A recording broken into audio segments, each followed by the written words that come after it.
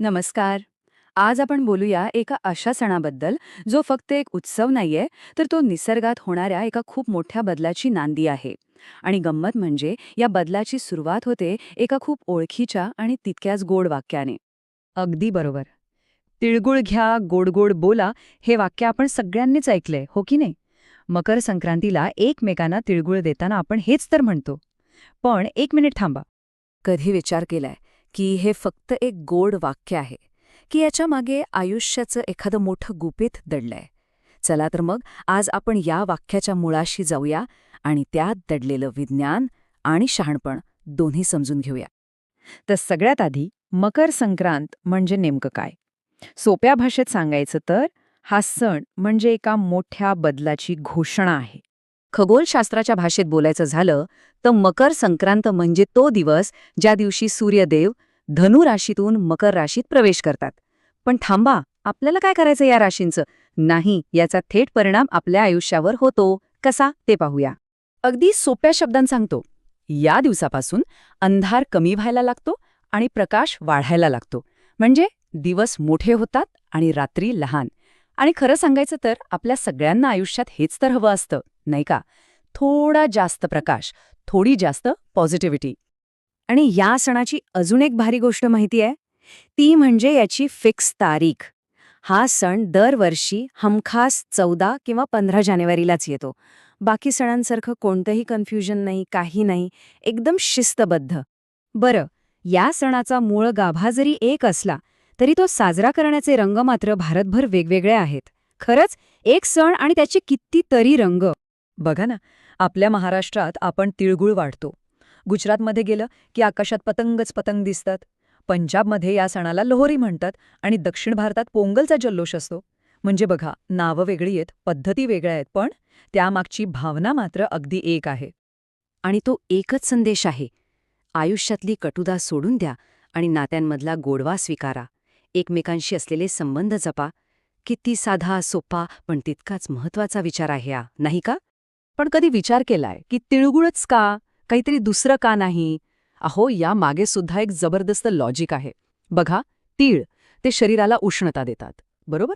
ही उष्णता म्हणजे आयुष्यातले कठीण प्रसंग, ते चटके. आणि गूळ तो त्यात गोडवा आणतो. हा गोडवा म्हणजे आपला पॉझिटिव्ह ॲटिट्यूड. म्हणजे संदेश अगदी सरळ आहे.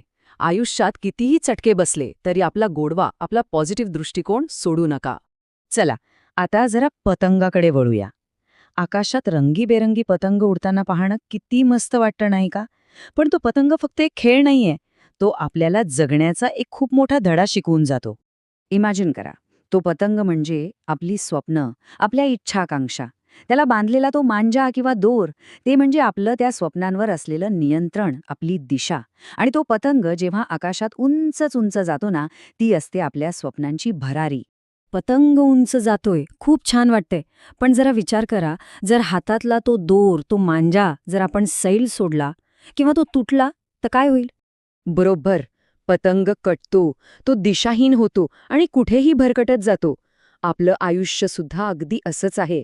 स्वप्न कितीही मोठी असू देत, पण त्यावर आपलं नियंत्रण आणि त्याला योग्य दिशा देणारा तो मांजा आपल्या हातात घट्ट असणं खूप खूप गरजेचं आहे. या सगळ्या परंपरांमध्ये फक्त शहाणपण नाहीये, तर त्यात चक्क विज्ञान दडलंय. आणि यावरून एक गोष्ट तर नक्की कळते की आपले पूर्वज निसर्गाला किती जवळून, किती खोलवर ओळखत होते. आपण सुरुवातीलाच बोललो की मकर संक्रांतीनंतर सूर्य उत्तरायणात प्रवेश करतो. याचाच अर्थ सूर्याचं उत्तरेकडचं भ्रमण सुरू होतं. आणि त्यामुळे काय होतं, तर दिवस मोठे आणि जास्त प्रकाशमान होऊ लागतात. आणि गंमत म्हणजे सायन्स सुद्धा हेच सांगतं. हे आता सिद्ध झालंय की जास्त सूर्यप्रकाशामुळे आपल्या शरीरात सकारात्मक ऊर्जा वाढते, डिप्रेशन कमी होतं. म्हणजे बघा, ही फक्त श्रद्धा नाहीये, यामागे पक्कं सायन्स आहे. यावरून एक गोष्ट तर अगदी स्पष्ट होते, नाही का? आपले पूर्वज ते निसर्गाशी एकरूप झाले होते, ते हे ज्ञान प्रत्यक्ष जगत होते. आणि आज आपण, आपलं पहिलं काम असतं वायफाय शोधणं. त्यांनी निसर्गाशी नातं जोडलं. आणि आपण जोडलंय स्क्रीनशी. तर मग मकर संक्रांतीचं सार काय? हा सण आपल्याला एकच अंतिम गोष्ट शिकवतो की बदल, तो तर अटळ आहे, तो होणारच, पण त्या बदलाला दिशा कोणती द्यायची हे मात्र 100% आपल्या हातात आहे, अगदी त्या पतंगाच्या मांजाप्रमाणे. तर मग ह्या संक्रांतीला आपण काय शिकायचं? अगदी 3 सोप्या गोष्टी. 1. मनातली सगळी कटुता जाळून टाका. 2. नात्यांमध्ये फक्त आणि फक्त गोडवा वाटा. आणि 3. स्वतःच्या स्वप्नांच्या पतंगाला अजून थोडं उंच उडवा. पण हो, नियंत्रणाचा मांजा हातात घट्ट ठेवून. म्हणून आता पुढच्या वेळी जेव्हा कोणी आपल्याला म्हणेल ना, तिळगुळ घ्या, गोड गोड बोला, तेव्हा ते फक्त एक वाक्य म्हणून ऐकू नका. त्यामागचा हा सगळा खोल अर्थ आठवा. तिळगुळ घ्या आणि हो, खरंच मनापासून गोड बोला.